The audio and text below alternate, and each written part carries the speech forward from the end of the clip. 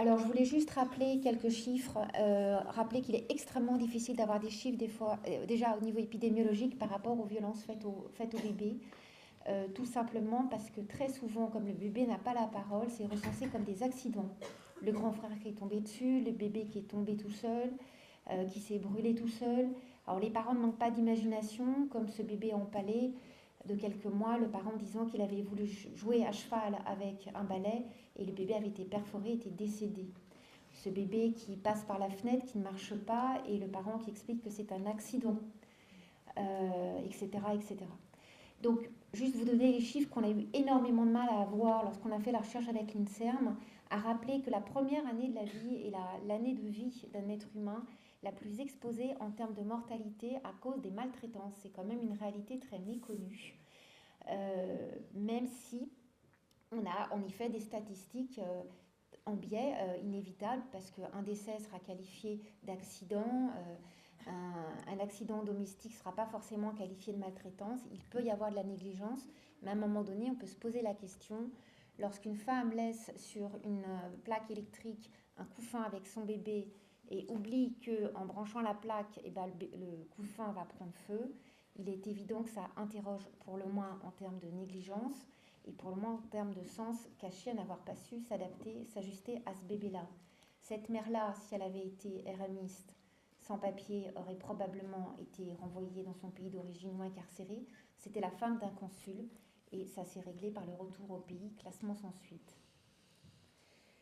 Il y a un véritable déni des maltraitants sur les bébés, très peu de plaintes, très peu de procédures, tout simplement parce que c'est impensable qu'un bébé puisse être maltraité. Il y a quelque chose d'intolérable, d'impensable pour les professionnels qui prennent en charge. Moi, je le vois bien avec le SAMU, quand on intervient et qu'on récupère des gamins dans des états pas possibles, on cherche des excuses, on cherche à se dire que c'est un accident, c'est tellement pas supportable, c'est un accident. Le fait que ça soit un acte intentionnel, hein, la maltraitance c'est un acte intentionnel, c'est un processus. Et vous avez des parents qui peuvent être maltraitants avec un bébé, qui ne le sont pas avec les plus grands, qui peuvent avoir été des bons parents avec un enfant et devenir très maltraitants avec des adolescents. C'est un vrai processus qui est lié à l'interaction entre le parent et cet enfant-là, à ce moment-là de sa vie. Donc on a beaucoup de difficultés à penser ça. Beaucoup de professionnels, lorsqu'ils prennent en charge ces parents et qu'il y a des identifications projectives, que ces parents leur ressemblent, on voit bien avec les Munchausen par procuration, quand ce sont des soignants qui viennent avec leur propre enfant, que le bébé ne parle pas, on a beaucoup de mal à s'imaginer qu'il puisse être maltraitant. Et je m'étais accrochée, entre guillemets, avec une collègue pédiatre dans un service parisien qui me disait, mais moi je sais si visiblement les parents sont maltraitants. Et quand j'ai fait une recherche sur les bébés victimes d'abus sexuels, les bébés, on n'a pas la parole. On n'a pas forcément des constats médico-légaux. Quand on les a, ils sont dramatiques de déchirures, de perforations. Il y a beaucoup d'abus, on n'a pas de traces avérées et ça peut être des irritations, donc ça peut être extrêmement compliqué. Et elle m'avait dit, moi je sais si visiblement.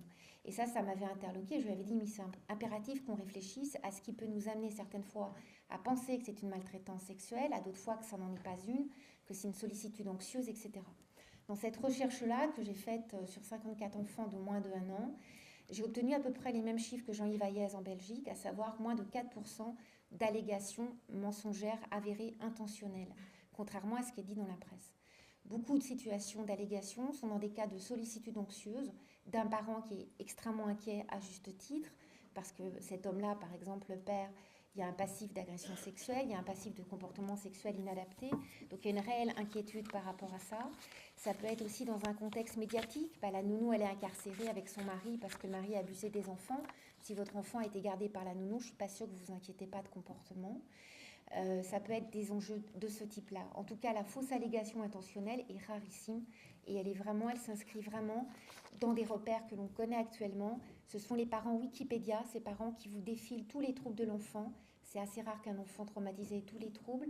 Ces parents qui refusent une prise en charge pour eux-mêmes, qui refusent la prise en charge thérapeutique mère-bébé, enfant-bébé, et qui vont être prêts à exposer leur bébé à tout le type d'examen, les plus intrusifs soient-ils. Et des parents qui sont exclusivement agis par la volonté procédurale. C'est-à-dire des parents qui à aucun moment vont s'inquiéter, vont vous dire mais est-ce que ça se répare?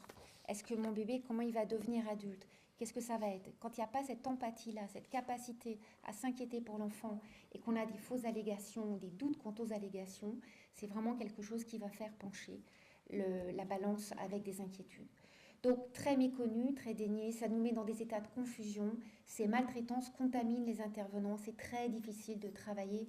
J'entends bien tout ce qui est dit, c'est difficile de parler, c'est difficile d'être reconnu bien évidemment en tant que victime, mais c'est aussi très contaminant pour les professionnels.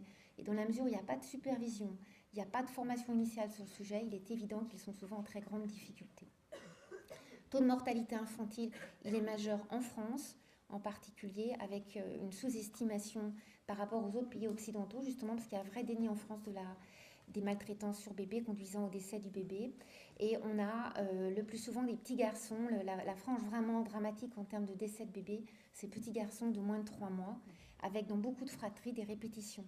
C'est-à-dire un bébé qui décède de coups de maltraitance, très souvent dans l'histoire familiale, on aura une maltraitance sur un second, voire un décès sur un deuxième enfant. Sur les maltraitances sur les bébés, les maltraitances sexuelles, il n'y a pas de chiffres, tout simplement parce que ça n'est pas référencé.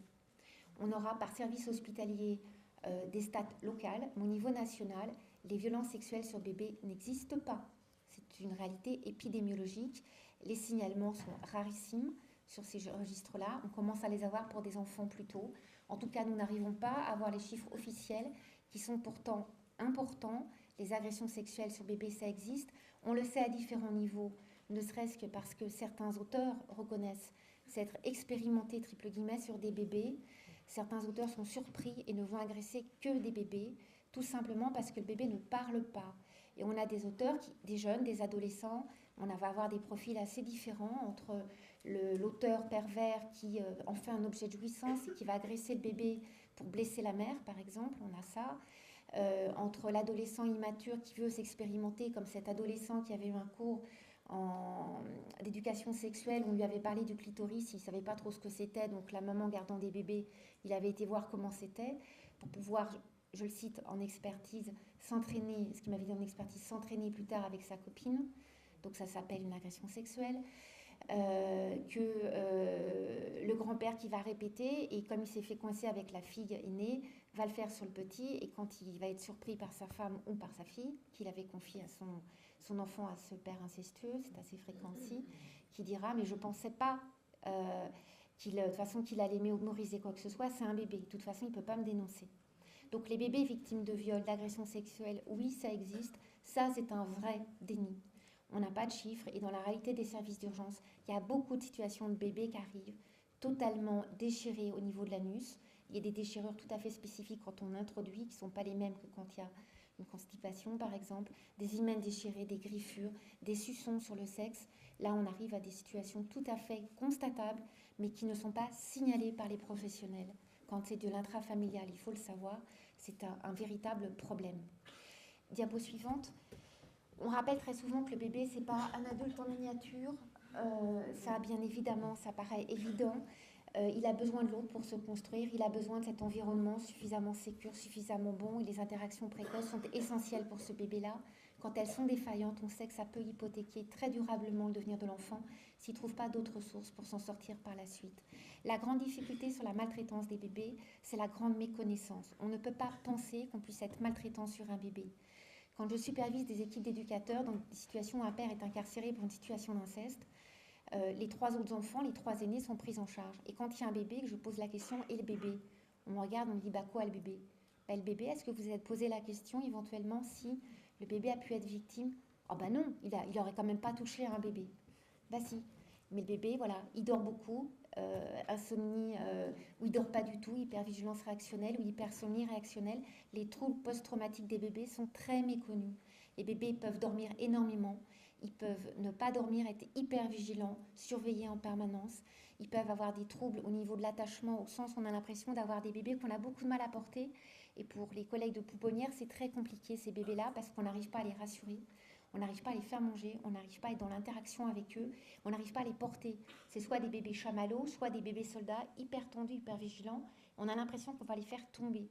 C'est une clinique très spécifique, la clinique du psychotrauma du bébé, très très très méconnue. Je le vois bien quand je travaille beaucoup avec Thierry Bobet et Marie-Rose Moreau sur la question.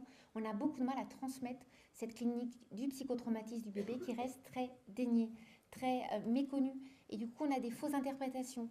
Il est fatigué. Il somnole un petit peu. Non, c'est une réaction post-traumatique. Il est caractériel, il fait des colères, il pousse des hurlements, on ne sait pas trop pourquoi, peut-être qu'il est autiste. Non, ça s'appelle une crise classique réactionnelle et une reviviscence sensorielle.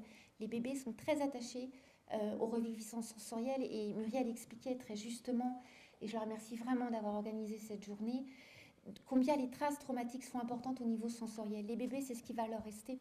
Ils n'ont pas la parole, ils n'ont pas les mots, mais la mémoire traumatique est là, la trace traumatique, ça sera le sens, les odeurs, le bruit, et ça peut durer longtemps. Pour exemple, une jeune femme que je vois, elle a 25 ans, parce que ces bébés, ils deviennent grands. Et cette jeune femme a été présente lors de l'assassinat en Inde de ses parents qui ont été égorgés. Elle est restée plusieurs jours auprès du corps de ses parents, elle avait 6 mois. Elle a été prise en charge, adoptée, déni total de la famille de son histoire traumatique, et elle est contactée il y a quelque temps par un avocat, parce que le procès a eu lieu 20 ans plus tard, donc pas les mêmes modes de fonctionnement en Inde. Et elle est très perturbée par des cauchemars, par des odeurs et par des sensations qui sont en fait les odeurs du sang et la sensation du sang sur elle. Et ça, c'est une trace traumatique majeure. Par contre, elle a comme des flashs, elle n'a pas une continuité dans l'histoire. Le bébé est très marqué sur l'aspect sensoriel, c'est très important de le dire. On a des enfants qu'on va voir plus grands, qui ont été victimes bébés, qui ne le sont pas après, et les collègues ne comprennent pas pourquoi cet enfant a des troubles majeurs. Ils attendent que l'enfant dénonce. Simplement, il ne peut pas dénoncer, il n'a pas forcément le nom. Lui, il a été les traces traumatiques. S'il a été violé bébé et que ça s'est arrêté, il peut avoir des troubles majeurs dans les comportements quand il a 5-6 ans. Il ne vous dénoncera jamais un auteur. Il n'a pas ces mots-là, MOTS. Il y a une vraie méconnaissance du processus psychotraumatique chez le bébé. Quand il acquiert la parole, on attend de lui quelque chose qu'il ne peut pas donner parce qu'il n'a pas cette parole-là, mais il a une autre parole, celle du corps, et celle-là, on la méconnaît complètement. Très rapidement, parce qu'il me reste 1 minute.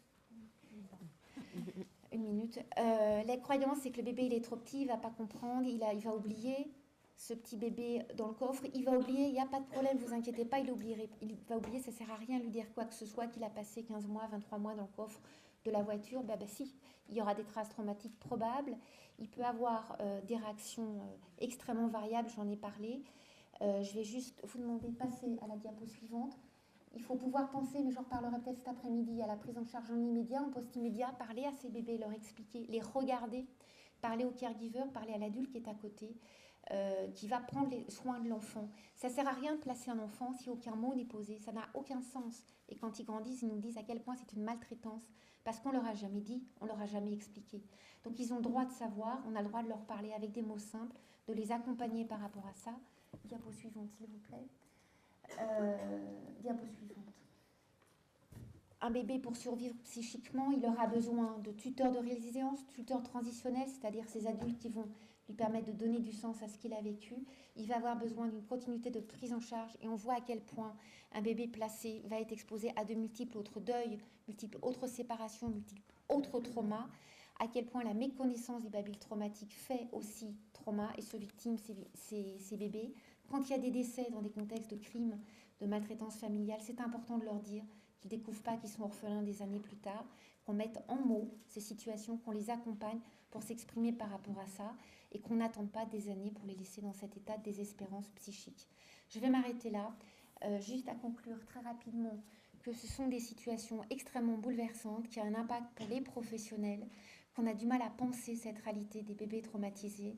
Et pour reprendre ce que disait le président Valigny sur une émission récente, les bébés, la maltraitance des enfants, c'est vrai que c'est un problème parce que ce n'est pas des électeurs. Oui, monsieur le président, il faudrait penser la temporalité traumatique. Petit bébé deviendra grand, petit bébé, grand trauma. Pour des adultes en devenir, il ne faut pas les dénier dès le plus jeune âge. Je vous remercie.